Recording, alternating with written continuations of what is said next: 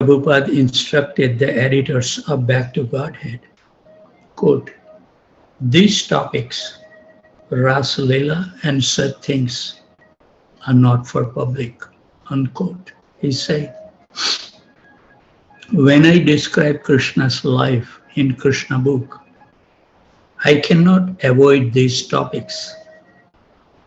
In the course of narration, everything is there. But Prabhupada takes care to explain or contextualize these pastimes. He presents not just those 5 chapters of the Rasa Leela, but the whole picture of Krishna's life. Prabhupada presents the whole story of Krishna, his killing of demons, his pastimes as a cowherd boy, his pastimes in Dwarka with the Pandavas, everything.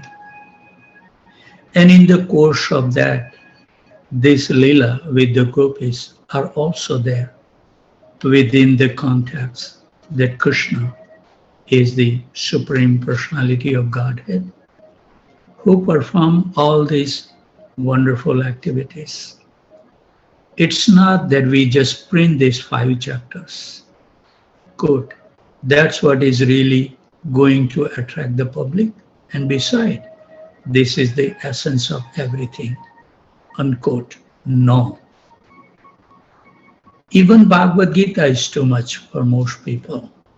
Quote, you are not this body, unquote. But if they just come in contact with Krishna's subject matter, it will purify their hearts. Prabhupada gave an example. If someone is sleeping and someone else is calling, Mr. John, wake up, unquote. Because he is hearing the vibration again and again, he finally wakes up. Prabhupada therefore said that if people even touch the book, they would be purified. And we see that. People read Krishna book and becomes devotees. They read teachings of Lord Chaitanya and become devotees. They read Bhagavad Gita and become devotees. How is it possible? Look at the market. Look at what sells. What do people like to read? Prabhupada's books are the furthest thing from what the world wants to read. And yet, we distribute our books and people read them and they have an effect. Mundane books are all alike. After a while, you see they are empty. Despite all their decorations and big names and sex scenes, there is no substance. Prabhupada's writing is not the writing of a professional writer, but he has the substance, and that substance will act. In the end, what the soul wants is the substance. We can see practically that our whole movement has grown on the basis of books, chanting, and prasadam. They act. If you go to the so-called spirituality section of a bookstore, there are so many books about feeling good and getting in touch with your feelings and all this kind of cotton candy stuff. No one is telling people the real story. Hardly anyone, quote, letting them have it. It's all a compromise. What the author think, the readers want to hear. Prabhupada didn't care. In Prabhupada's books you read, quote, you are fools, you are mudas, you are asses, you are demons, surrender, unquote. As a preacher, you can tell people, you are muda, you are authorized, you can say, don't whine, but Krishna says. They need to hear that they are wasting their lives.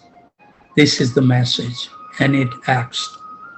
It may be that we don't exactly understand how it acts, Rationally, we might have a different plan or some better approach, a more tactful approach.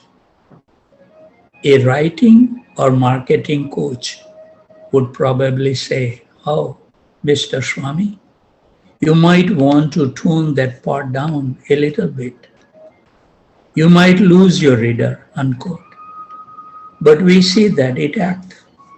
The sound has potency, transcendental potency, and it acts not exactly by the intellectual process, but a transcendental process. So, how do we remain humble when we are telling someone that their intelligence is stolen by illusion? We should remember that we are just messengers.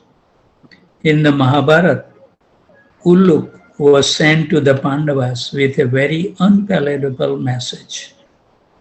And when he spoke, the Pandavas were furious, but not at him. He was just a guy who brought the message. So that's our job. We should not think that because we preach to people, we are better than they are. If that's how we think of ourselves, then people will sense that we are just puffing ourselves up by putting everyone else down. But out of genuine concerns for people and as a matter of duty, we have to say these things. It's not humility to compromise and push a foot and say what people want to hear so that they will think we are very nice guys. Sooner or later, we have to tell them the truth. Hare Krishna. So we will dwell now in the life of Srila Prabhupada. I think that, I have so many line up in my thought that once we finish, we will read the book that His Holiness Gaur Govinda Swami Maharaj has written about Trunidapi Sunichena, that was the whole book. And then I have started reading the life of Tukaram. And I think I really want to read that also, the life of Saint Tukaram. So profound. When we read this Mahatma's life, then we understand where we are. So I'm going to read one more paragraph, what we read yesterday. We are on volume number 3. Chapter title is Our Master Has Not Finished His Work. So Govinda Dasi had cherished the desire to serve Swamiji personally ever since he had first met him in San Francisco. She saw that he was selfless and his love for his disciple was unlike anything she had ever known before. This is the grace of Srila Prabhupada. She didn't mention her cherished desire to anyone, even to her husband Gaurasundar. But now Krishna was fulfilling her desire by allowing her and Gaurasundar Prabhu to come to New Jersey to serve Swamiji. To the devotees in New York, having a married couple take care of Swamiji seemed the best arrangement, and Govinda Dasi and Gaurasundar had been available. These were external reasons, but Govinda Dasi understood that Krishna was fulfilling her desires. So we will continue. Serving Swamiji, Govinda Dasi felt completely satisfied. Now that she was actually dedicating herself to Swamiji, as she had always wanted, nothing else was on her mind. Despite the problems of working with Kirtananda, who seems to think she was less intelligent because she was a woman, and who sometimes corrected her, she was happy. So Govinda Das is explaining this situation in her own word as follows. Swamiji would sit on a little coach with a table before him, and Gaurasundar and Kirtananda and I would sit on the floor. And we would all eat together like a family. We would talk, and one time the subject was rice. Kirtananda said, quote, white rice is for human being and brown rice is for animals, unquote. So I said,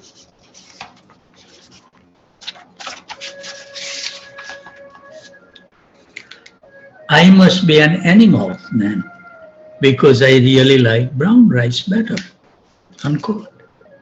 And Swamiji just laughed and laughed and laughed. He thought it was so funny. I guess it did sound pretty simple, but he laughed and laughed.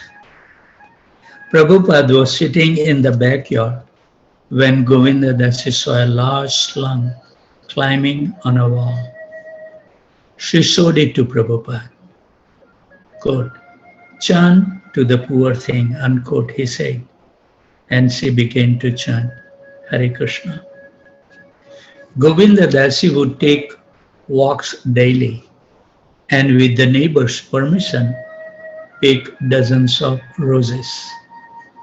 On returning, she would arrange them in a vases and place them all around in Prabhupada's room. One time, when Prabhupada heard her loudly singing Hare Krishna as she returned from the neighborhood, he remarked to Gaurasundar, quote, she is very simple-hearted, unquote. So Govinda Das is explaining again in her own word. Swamiji talked about Krishna in such a way that Krishna was present in the room. This was so striking to me. He would talk about Krishna's activities, about how Krishna is doing this and that, and how Krishna is so wonderful. And Mother Yashoda is thinking like this. He would talk and he would get into such a beautiful state that the whole room would glow golden. I would feel as if I were being transported to some other realm.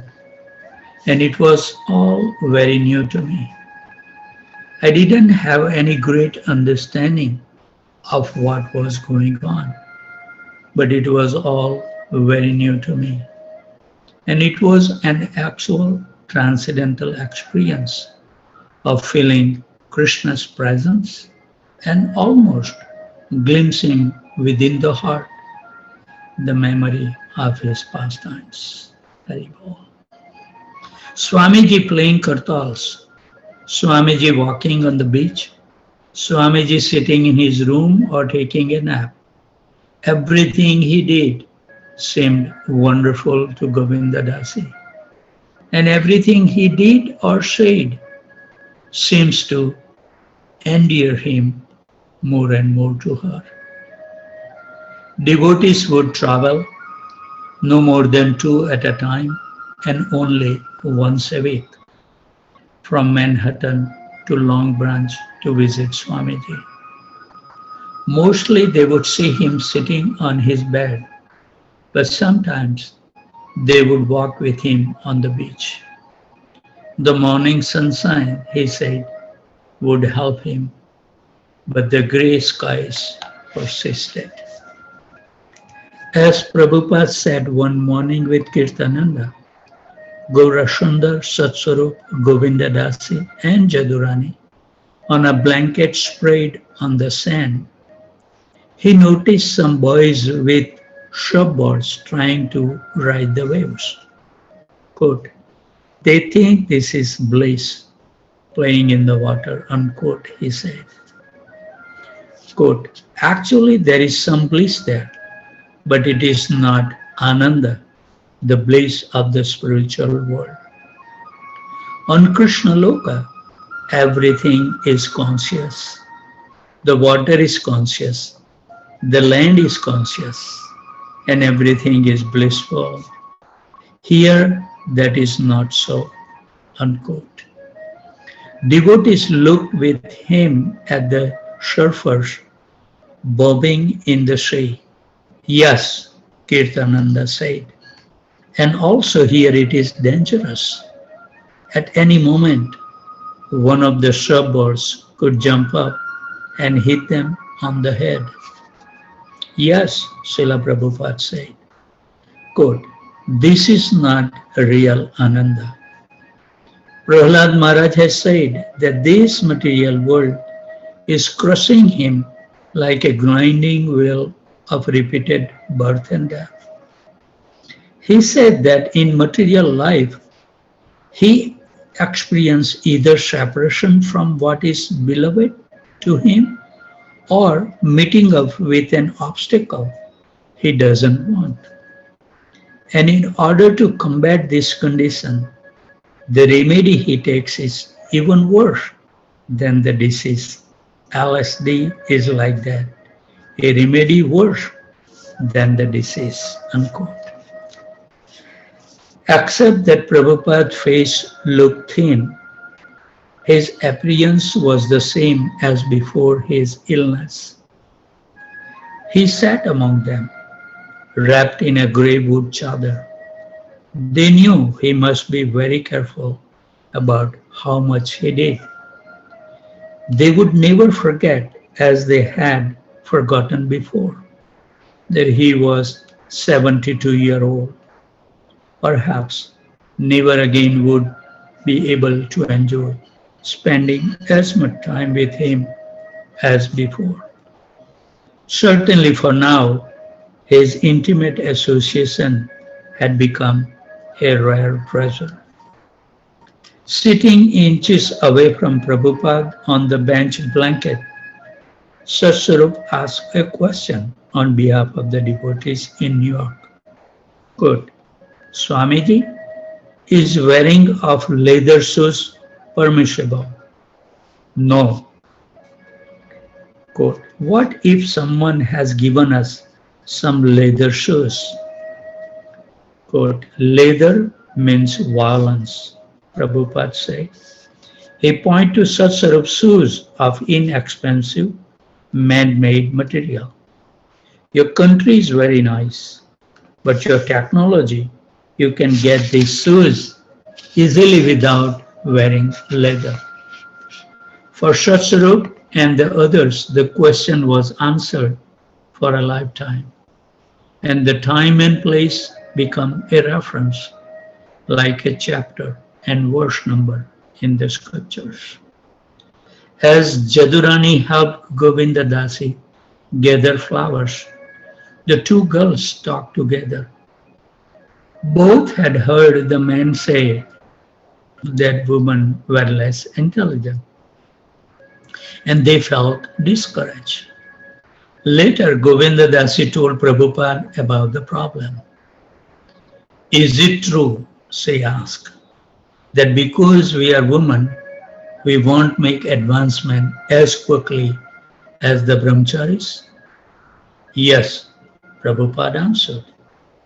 If you think of yourself as woman, how will you make any advancement? You must see yourself as spirit soul, eternal servant of Krishna, unquote. Great answer. Srila Prabhupada gave Jadurani a photograph of himself to paint from, taken in India before he had come to America. It showed him grave and standing very straight against a blank white wall. Oh, Swamiji, Jadurani remarked, you look so unhappy here. No, he said thoughtfully, stretching out the sound of the word, no. No, that is not unhappy. That was a moment of ecstasy. Prabhupada drew Jadurani's attention to a picture on his wall. Mother Yashoda was rebuking her son Krishna for stealing butter, while in the distance, two of Krishna's friends were hiding behind a tree, laughing. Prabhupada asks, do you think that Krishna would let himself get caught and his friend get away? She looked at the picture again. By the light of Swamiji's words, she could see that Krishna's friend would also soon be caught.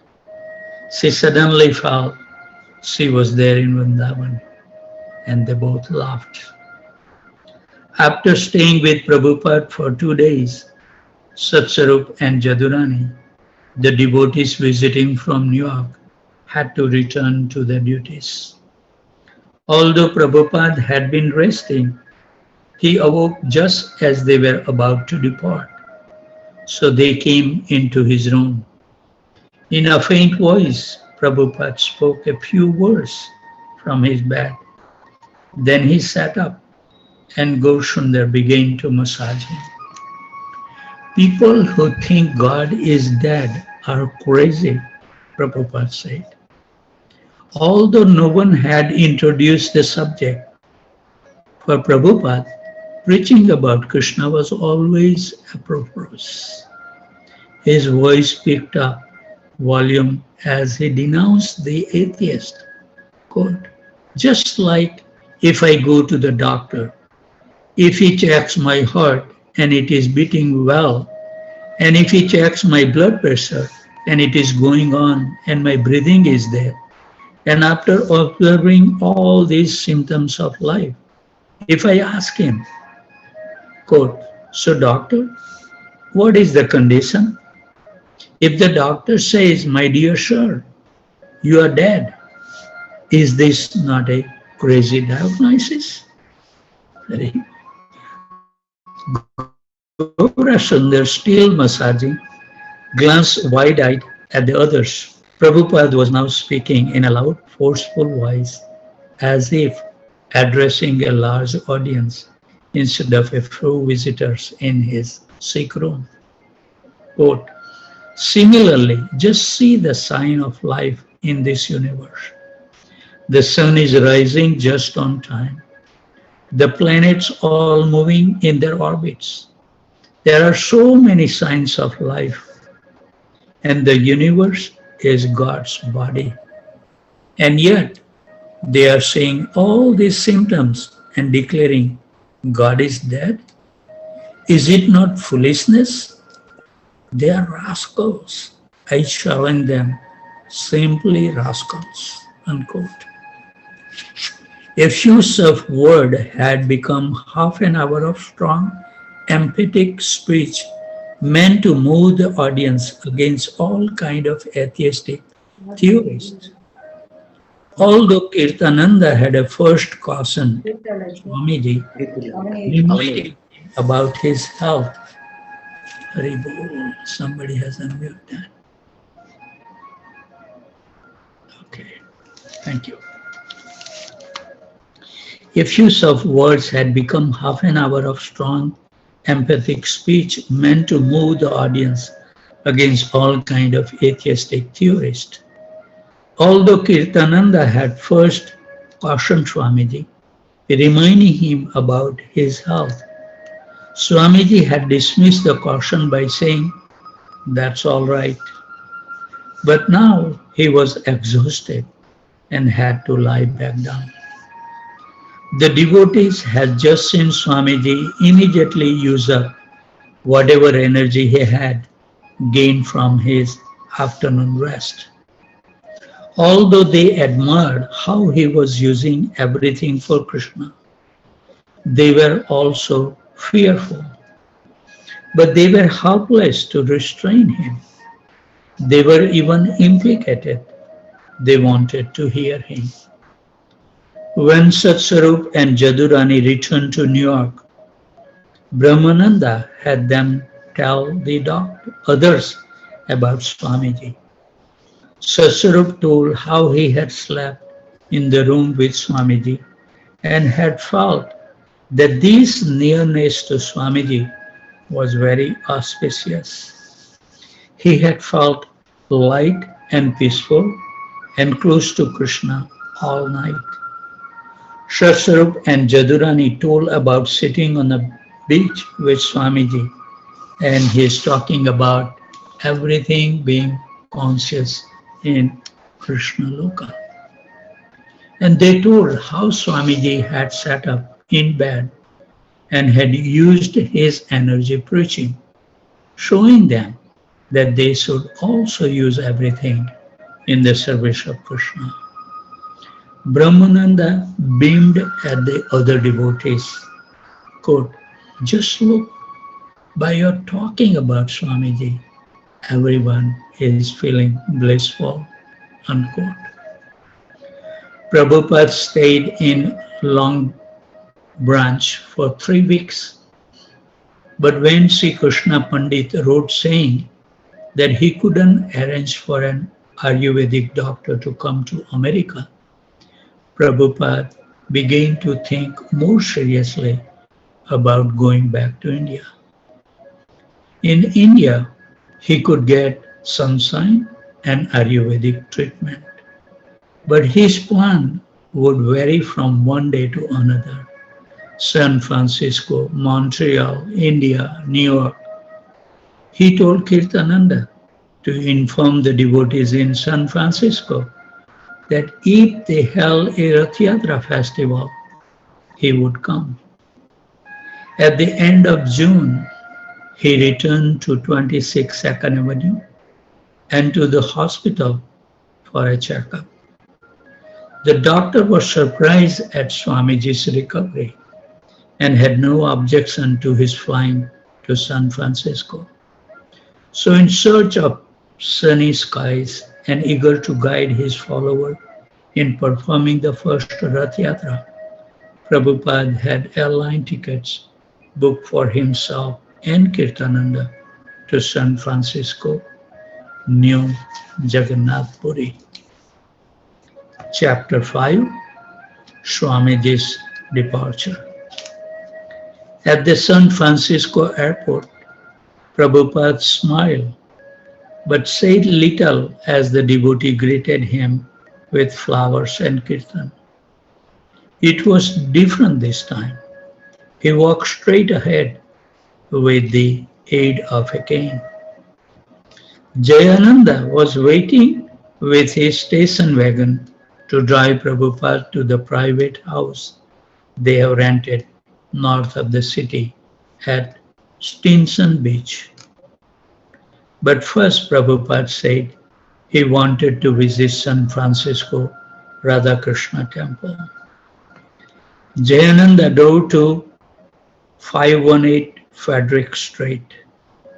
Prabhupada got out of the car and entered the small storefront, which was filled with the waiting devotees and guests. He bowed before the smiling Jagannath deities and without speaking a word, left the room, returned to the car and departed for Stinson Beach. How the crowd must have, or the devotees must have felt, not even a word.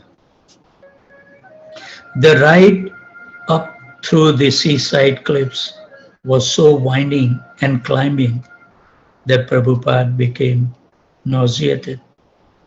And even lying down in the back seat and having Jayananda drive slower didn't help much. Kirtananda realized that it would be too difficult for Prabhupada to visit the San Francisco temple from Stinson Beach. But maybe that would be just as well. He could spend all his time recuperating. It was a modern single-story, 6-room house with a Japanese roof. A sign out front read Paradiso. Srila Prabhupada noticed in the front yard, amidst fashionable lawn furniture, a statue of Lord Buddha, a garden ornament. When Prabhupada entered the house, he found Mukunda and his wife Janki waiting for him. They bowed down and Janki wept in happiness. Prabhupada smiled but kept walking slowly and silently through the house. The large living room overlooking the Pacific Ocean was decorated with some of Jadurani's painting of Lord Vishnu, Radha and Krishna, and Lord Chaitanya, as well as with Indian prints of Jagannath Puri. Prabhupada's bedroom, also facing the ocean, has sliding windows. On the wall was a portrait of Srila Bhaktisiddhanta Saraswati and a painting of Radha and Krishna. Prabhupada smiled and said the paintings were very nice.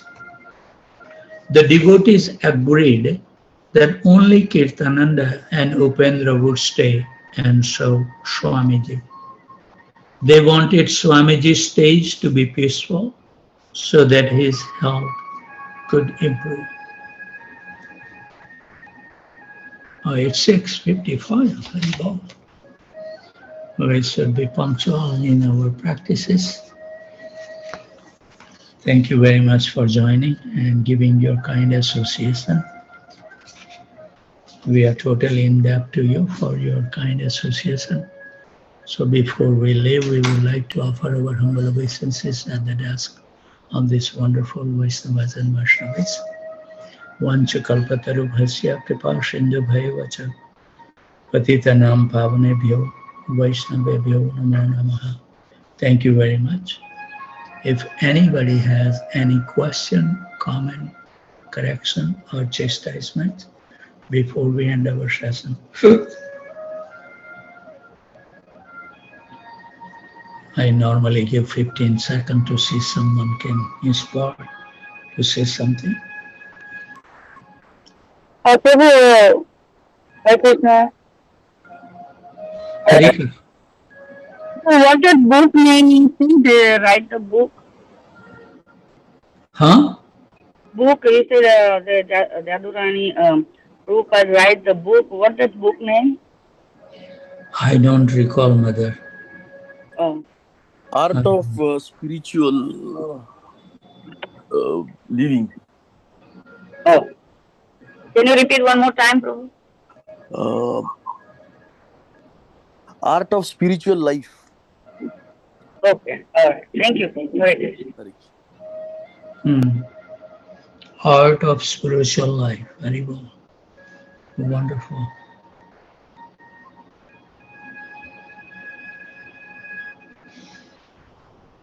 Anything else?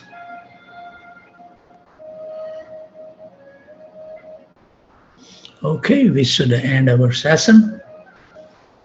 I will have to start writing the Hare Krishna Mahamantra. It's so beautiful, as I was saying. Pages after pages, you open, and the amazing thing, even I write 1 hour, the handwriting stays same, page after pages. It's so pleasing. I think some other devotee has also started writing, and they said that, Prabhu, this is so wonderful. You really absorb in the holy name. So this is what I will do for next 35-40 minutes. Then I will do my pranayam. And then I'm so inspired by reading Saint Tukaram's life. I would like to read more and more because I can't wait to see wonderful life of Saint Tukaram.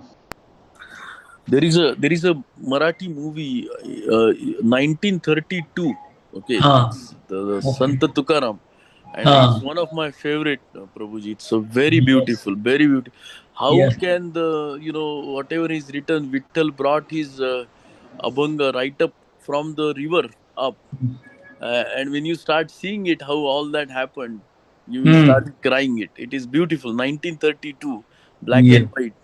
Yes. Well, if we have the chance, we can see together sometime, because I have read only like maybe 7 pages yesterday.